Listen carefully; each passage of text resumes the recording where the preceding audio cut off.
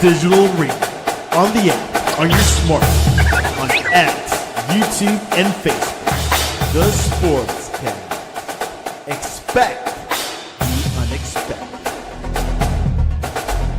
The update presented by the Sportscast.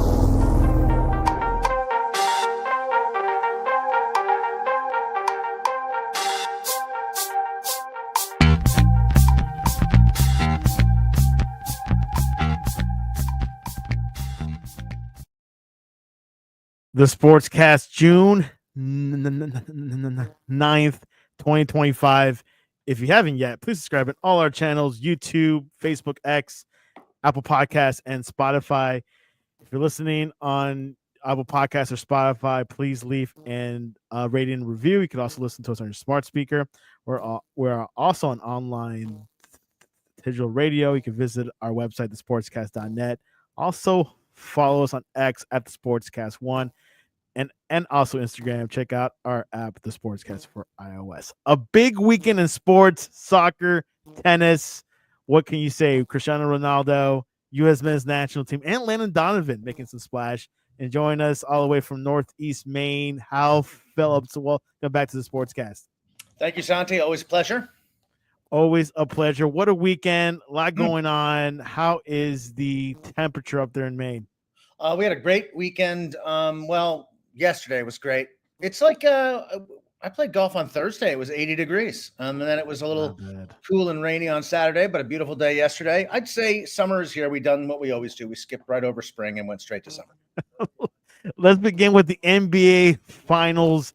Thunder tie up the series 1-1 against Indiana Pacers after a shocking Game 1 win by Indiana on Thursday night. But what are your thoughts over this matchup? They came back stronger. Okay, we have a series. I think that's the takeaway. The Pacers stole Game 1, but they were in it the whole way. It was a lot like I thought the games in the Denver OKC series, and they were behind by 7 to 10 points the whole time. Closed it to single digits and ultimately 3 points or so, 2 points in the last minute or two, and stole it. So now we go back to Indiana, where the NBA Finals will play 3 games in a row. They're tied 1-1, and it's really anyone's series. If Indiana can pull out a victory in the next game, which I don't know, will probably be in July at this point because they're spacing these games out so much, then I think OKC is really going to be a little panicked, but they certainly looked great last night. This is the best team in the NBA. I think we've talked about it. They have I watched them play the Celtics twice. They humbled them. And they did it at home. They did it on the road. They've beaten everybody. They beat the Nuggets in 7 games. They destroyed the Timberwolves. It's their series to lose, but the Pacers, as we've discussed, Santi, we're done selling them short. They're very good. Very short. Shagai Gilgeous-Alexander scored 34 points. Alex Caruso added 20 off the bench, and the Thunder beat the Pacers 123-107. Jalen Williams scored 19. Aaron Wiggins had 18, and Chet Holmgren finished 15. For the Thunder. It was a franchise first finals game win since the opener of 2012 series against Miami. I think the biggest difference of OKC is that everyone was scoring more, especially with the role players. You thought who would score more? The bench for the role players besides SGA, like Chet Holmgren, Jalen Williams. They all scored finally because they were shortage, like low in points in Game 1. Yeah, I mean, Caruso never scores 20 points. If he scores 20 for you, you better win. It's over. I think so. I thought more to the point was that all the bench guys for Indiana were very productive in the first game. Obi Toppin made a bunch of threes, and they got production even out of JJ, and they got points out of Naismith. They didn't get any of that the other night, and they struggled the whole time. They were in the game. They were within 10 or 11 in the third or fourth, early in the fourth quarter. Then OKC does what it does and put the clamps down and just pull away. So this is the kind of game we expected from the series. It's why OKC was favored to win the series in 5. Some picked 6 games, and we're still on track for a 5-game series. And could be OKC that wins the next 3 games. But right now we get to the old cliche, which is the next game is the most important one. And if Indy can pull out a victory at home, we're looking at a long series. And I think it could be very, very interesting. I told everyone, watch out for Game 3 and 4. I think that will decide the series. That will determine the tone of it. If Indiana secures home court, hey, they could win it. If Oklahoma wins one of the those two games, it's anyone's series. Yeah, I mean, we have a series. I'm just happy we have a series. I don't think Yeah. anyone gave the Pacers a prayer, and them winning the first game just changed everyone's mindset. Now we're like, oh, might go 6, could go 7. I'm on board. I just wish they weren't playing, waiting 3 days between every game. Oh my God, just get on it every other night. Do it in between NHL Stanley Cup Finals games. And let the thing play out. This is crazy how much time they're selling ads the whole time on ESPN, and it's a little annoying. Quite something. I want to go on to this subject line. Knicks fired Tom Thibodeau a week ago. You weren't here for last week, but what were your thoughts over this move by the Knicks? I think if you're Tom Thibodeau, you're really pissed off. Yeah. He was there for 5 years. They got better pretty much every year. He put together, with the front office, not by himself, but a pretty good roster, and they could well be playing in these NBA finals if they had, won the first game of that series. And that shows you how important the Pacers win really was. A lot of people I know think that Tibbs has run his course with this team. I'm not sure what they base that on.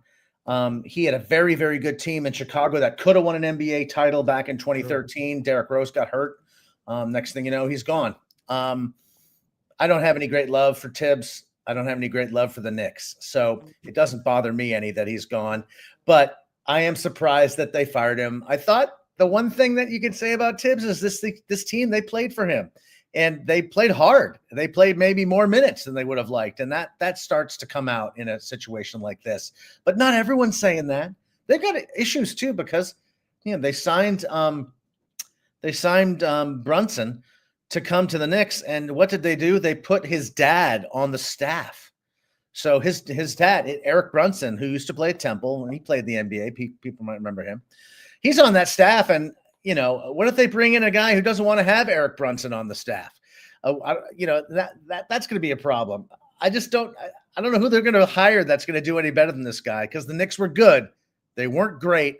He seemed to maximize, for me, what they were able to do over the course of a season and a playoffs. He's a little rigid, but I would have hired him back, and I would have said, here's 2 more pieces, play them or you're gone at Christmas. I agree. Maybe like another season or 2. His contract was up already this that's true too. summer, so quite interesting. I heard that one of the reasons they got rid of him is that he changed his strategy against the Pacers or something, moved the lineup around, and I do remember you were like one of the first that said, look, he just doesn't do much rotation from the bench. Like, he keeps his starters on for a while. And this was not what he did in Minnesota. It wasn't what he did in Chicago. He did it in New York, and everyone noticed it. I wasn't the first one to notice it. But what did not change when they added pieces like Cat, when they added, Miles, Mikal Bridges, when they added stars to this team, OG Anunoby, he played them 40 minutes too. I mean, when the team is bad and you're trying to compete, then you can understand it. But even when he had pieces, he just did not develop the bench players to play, to take the load off of these stars. But then, because this just shows you how confounding this stuff is, then in Game 5 of the Pacers series, he pulls DeLon Wright and Landry Shamet off the bench to play huge minutes, and they win the game. I mean, I don't know where this came from. I did not see those 2 guys play in any game that mattered for the Knicks all season long. And then he does it. So it's like, oh, now we're supposed to believe that Tibbs is flexible or more flexible than we thought. I think he played that whole thing very badly. Shouldn't have played those guys all year. Why wouldn't you? But it's I'm not saying he got what he deserved, but I understand the motivation. The question to me is, who are they going to hire? Because this guy's obviously a good coach, and they obviously played for him. And it's not going to be easy. And you haven't seen. I don't think they have I've read about what's going on there. I don't think. I heard Jason Kidd. His name has been trending. I think they have asked somebody to. They've asked the Mavericks for permission to talk to Jason Kidd, and I guess that's good. Didn't the Mavericks trade Brunson or not sign him? Where's Kidd come down on that? Now he's going to go coach him in New York. You're right. I'm not sure what happened, but I know Brunson was drafted by the Mavericks, but I don't know if there's any beef between those two or. I don't think there's a beef, but I think coaches have input as to who is signed on a free agent basis, and they did not pay what Brunson wanted. But Brunson got more money from the Knicks and went to the Knicks. So, but they let him go. I mean, they didn't see what the Knicks saw, and once again, Thibodeau. I'm not giving him all the credit, but Brunson under Thibodeau was a completely different player than he was in Dallas. He was good in Dallas. He was a star in New York. And that didn't happen because some schmuck was coaching him. It happened because Tom Thibodeau coached him and also figured out how to protect him, on the defensive end, because he's not a good defender. So I don't know. I feel Tibbs was hard done by. And if you don't have a kick-ass candidate in mind, it seems a bit rash to me. Yeah, quite something. Giannis also rumored to go to the Knicks. I don't know if that's going to happen. I heard he's now more towards staying with the Bucks. So a lot of rumors going on swirling. He's a big guy out there to get traded because he's not a free agent. There's not that many teams that can afford to have the stuff to trade for him, and I don't think that he'll go just anywhere. So the Knicks would certainly be one of them. But that'll cost you Cat and DiVincenzo or Cat and OG. An OG and an OB and a draft pick. So and then what do you have? I'm not sure. I don't know. The Knicks are idiots. I can't believe that. I can't believe they threw the team into turmoil. I mean, I would sign the guy on a deal, and if you lowball him and he doesn't want to sign, great, then you're off the hook. Yeah. Or if he does sign, get him two pieces that make the team better, and tell him that if he doesn't play him, he's gone. And so, but these guys run the team. They've put together a good team, not a great team. Let's see if they can make the next step and take him to the next level. We'll see what happens. We'll see what happens with everything else in the offseason. Let's go to soccer. U.S. men's national team lose against Turkey in a friendly. Turkey took advantage of a sloppy defense to beat the U.S. 2-1 in a rainy friendly on Saturday in Hartford, dealing the Americans their third straight loss. As Arda Güler and Kerem Aktürkoğlu scored in a 2-minute, 20-second span midway to the first half. Jack McGlynn scored 59 seconds in the start of the game, which was a really good goal, which was missing many regulars as Coach Pochettino revamped his roster following a dismal performance at the CONCACAF Nations League this past March. Your overall thoughts over this matchup? I'm tired of watching the U.S. national team loaded with MLS players. I just am. I see these guys playing for MLS. I know who they are. I know they're not as good as the 8 players we could field from the European leagues, and I'm tired of that. I'm tired of watching Mauricio Pochettino, the guy that we hired to coach the national team at great cost with great expectation ahead of this World Cup. I'm tired of watching him coach players that I know he won't be coaching come the World Cup. So I'm tired of that.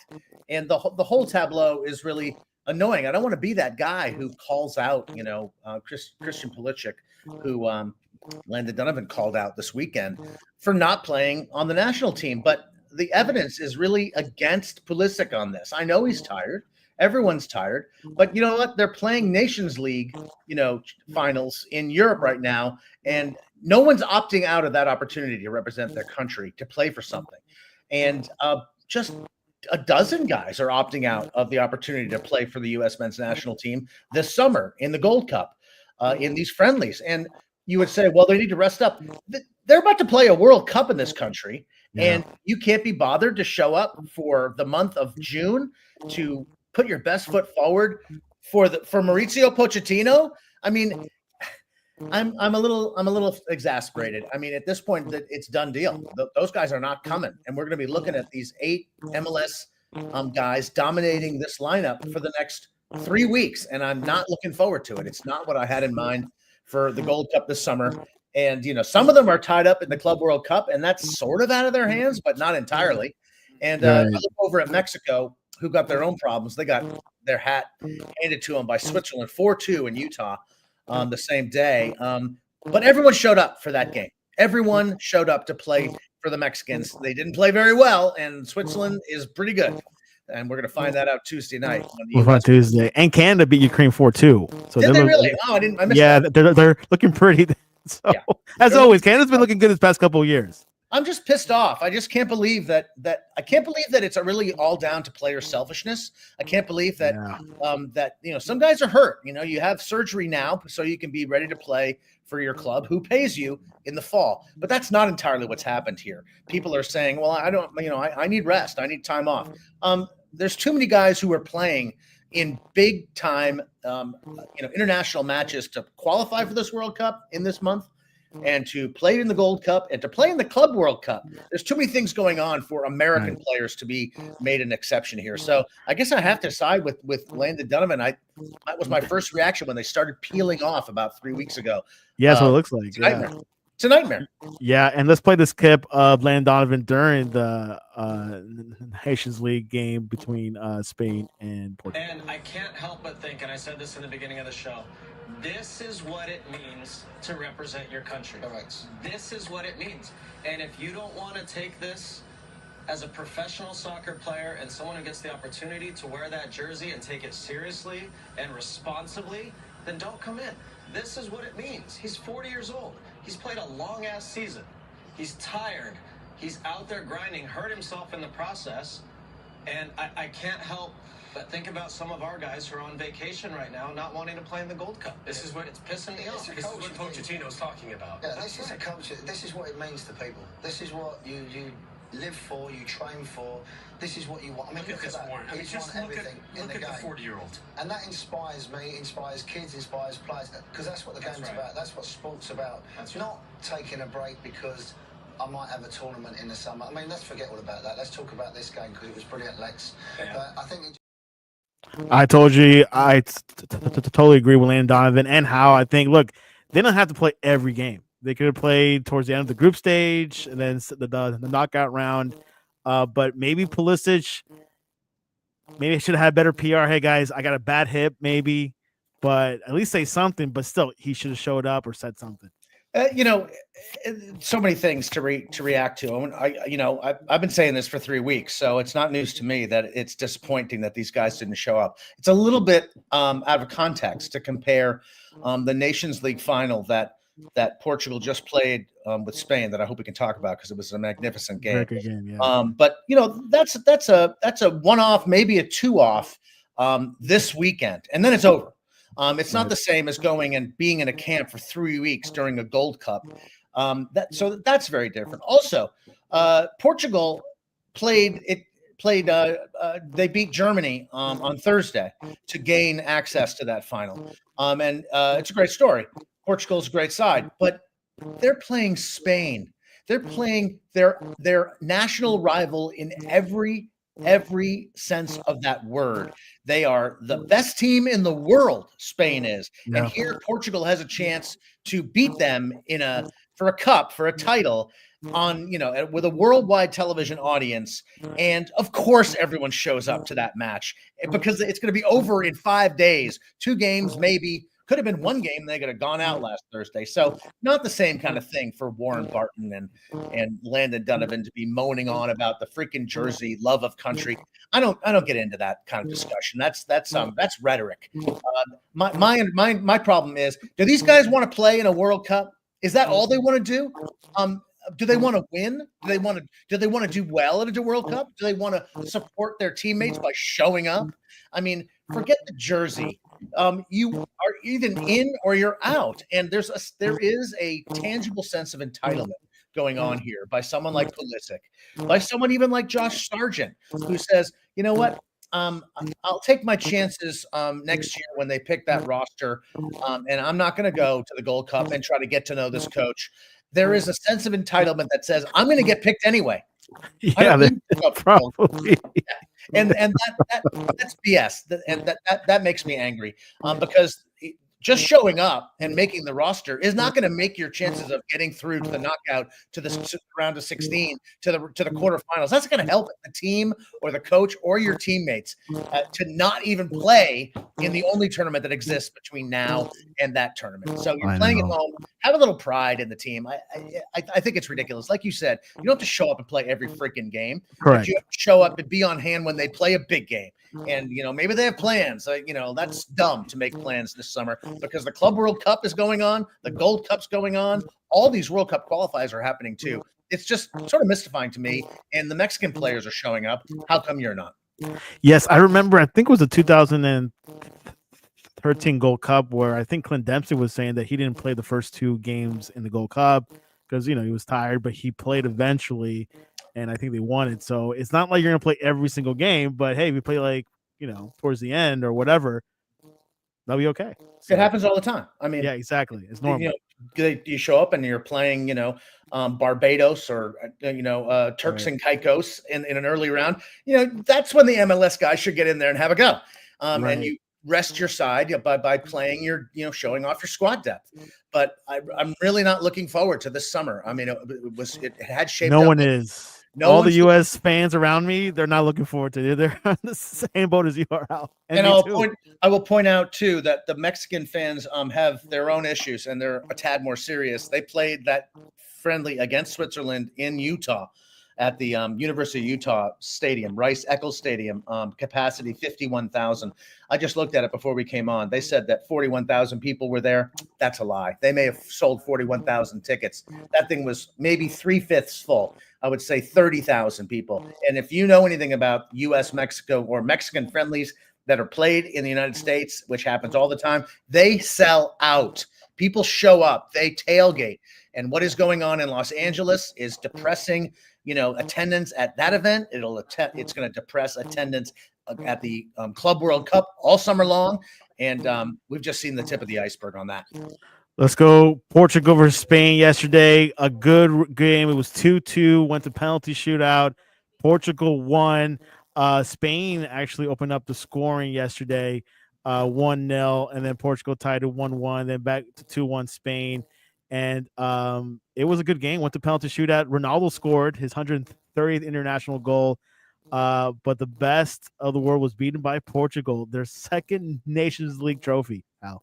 Incredible. Yeah, I'd forgotten that they won the very first one back in 2019. I mean, the Nations League, I don't think anyone really cares about this, but in 5 years, this has become a major, major tournament that everyone shows up to play and wants to win. So that's something. But yeah, what a Sunday for me. My wife is gone this weekend. I got to go get her at the plane in about an hour and a half. And I woke up on Sunday morning. I walked the dog. Then I watched the French Open final. I like tennis. I don't follow it closely. What a match. That was a good match. I didn't see it, but I heard it was good. Tremendous. And then it actually ran straight into this match, which was world-class from the very beginning. I thought the best player on the field, and these are, star-studded lineups to say the least, was Nuno Mendes, plays for PSG. He completely dominated the left flank of this game, which, oh, by the way, is the flank that Lamal plays on. He actually stood up and played him toe-to-toe and outplayed him and scored time and set up another goal and was just tireless up and down. He disappeared, Yamal. Yeah. He was the best player on the field, I thought. If they gave out, number one star, like hockey games, he was the number one star in this game. But like you alluded to it, the big takeaway here is Spain is the best team in the world. Everyone acknowledges it. They've won, the last Euro. They won the last Nations League. I think they were unbeaten in a competitive match for 2 years, and they play everyone. The Spanish do not shy away from anyone in a friendly, in a competition. They don't care. Portugal is every bit their equal. They had a lot more riding on this game, but they're playing their cultural rival that, Spain is 3 or 4 times bigger than Portugal by population. They dominate that part of the world culturally. This is a huge game for Portugal, and they grew into the match. At the end of that match, they were more likely to score. It was a very close match. But I think what my takeaway was, Portugal is as good as Spain. And Portugal is as much a threat to win the World Cup next year as Spain. I was going to say that. Are they favorites to win? I think they could. they're among the handful who can win. I mean, and I think this result proved it on a neutral field with all the marbles on the table. And what really impressed me was as the match grew, got into the later minutes and went into overtime, what team had more depth? Portugal. They brought Rafa Leao off the bench late in the game and all through the overtime to replace their left wing. Basically, they had and he dominated the overtime period. He was incredible. They had all sorts of options. Gonzalo Ramirez came in for Gonzalo Ramos came in for Ronaldo. Yeah, 23 years old. Good player. Good player, huge prospect. They have, and Vitinho started this game. He didn't start against the Germans. He was, I thought, the best player in midfield for both teams. Look, Spain is great. No one's going to say otherwise. But when this game went deep into extra time, the team that looked better, the team that looked deeper, was Portugal by far. And obviously, Spain did not have Rodri, which was actor for Spain, also for Man City, you can say. So, but hey, Spain's not over. Spain has a lot of talent. They could definitely come back around, and they're the best team in the world. Against the U.S. in 2009, they won the World Cup the following year. So. Exactly, they're the best team in the world. I don't want to deride them, but they played well. They played to win. They didn't try to sugarcoat it, and they stood around and applauded their opponents afterwards, which I thought was classy. But this was a bigger match for Portugal than for Spain, because Spain is their border neighbor. There's a great saying that my editor always talks about, how Spain and Portugal are two nations that live back to back. They share a space on the Iberian Peninsula there, but there's not a whole lot of interaction. They have different media organisms. They speak a different language. The idea that they would have a tournament like we have with the Mexican, where there's cross-border club play, they don't do that. There's nothing like that. But in Portugal and Spain, they live back to back, and this was a huge win for the Portuguese. They're probably still drunk. Yeah, they're probably still drunk, enjoying. This tournament has become big, so we'll see what happens in the World Cup. Of course, they need to go to the qualifiers first. All right, let's go into predictions. Let's go Game 3, Thunder at Indiana Pacers. Who takes Game 3? I'm going with the Pacers. I think that they're going to come out flying, and I think they're not going to get the calls that they got in Game 2. And if they don't get the calls, man, that they just foul so much. So we'll see. I mean, they could get blown out. The Thunder are the better team, but Pacers are not done. Yeah, which the Pacers have not been able, well, not yet, has able to control game. They were like from Game 1, they came from behind. Game 2, they were not leading at all. So that's one thing that Carlo brought up. It's like they need to know how to control the game or take a good lead in the first half. We'll find out. I thought the pace of Game 1 was what they wanted. It was up and down the court, and they want to run. They want, and OKC is a defensive juggernaut, and they take the ball away from you. And the Pacers got turned over 19 times in Game 1 and still won the game. So they can play better than that, and they can win. They can beat this team because they play 6 guards who can all handle the ball and score. If they get the role players, making threes and scoring just enough, they can play with this team. But everything's got to go perfect. I think that they're going to get that performance in Game 3. Does that mean they're going to win Game 4 and 5? No. I think they'll be lucky to force a Game 6 back in Oklahoma City, and that's probably the way the series ends. But that's my prediction, long form. One game before the Gold Cup, U.S. men's versus Switzerland and East Hartford. What do you want to see, and what's going to happen? I want to see. I can't even hope that the guys they have on this roster can play with Switzerland. It's a very good side, Switzerland. It's a good Switzerland side, yep. And but what's different is that in the past, I would say, well, if we have our guys, I'm hopeful that we can actually play toe to toe with a country like Switzerland. I just don't think that this guy Arfstrom from Columbus Crew and Diego Luna and this Aguiman, a guy who's a good prospect of a striker. I just don't. They don't even have Tim Ream in this team. He didn't even play. I forgot. Yeah, I mean, I'm dumbfounded. I can't. The federation must be absolutely livid with these players that they've reared. I mean, make no mistake, federations have a big role in developing talent at that level. Christian Pulisic played on the under 15 national team, the under 17 national team, the under 20 national team. It's time to play for your national team this summer. I'm sorry if it's going to be a month out of your life. Take all of August off and show up. That's true. Get to know your teammates and make the team better. And maybe, I mean, they're going to love it when Mauricio Pochettino throws up his hands in 2 weeks and says, I'm done. We can't even get people to come in, for the last tournament before the World Cup, and they want me to stay here and try to mold a bunch of MLS guys that aren't even going to be on the roster in a year. It's foolish. I don't understand it. Yeah, quite something. We'll see what happens tomorrow on Tuesday tomorrow. So we'll see what happens. Tottenham got rid of Ange. Yes. Officially, Thomas Frank has been approached. Would you take him?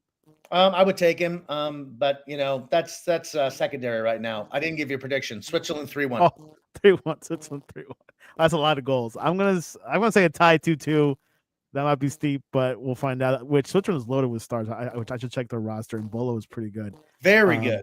And Chaka is there. So we'll see what happens. Hopefully, there's rain or not rain. Doesn't really matter anymore. But we'll find out what happens. So Thomas Frank, you like him? I like him all right. I mean, he's a guy who does a lot with a little.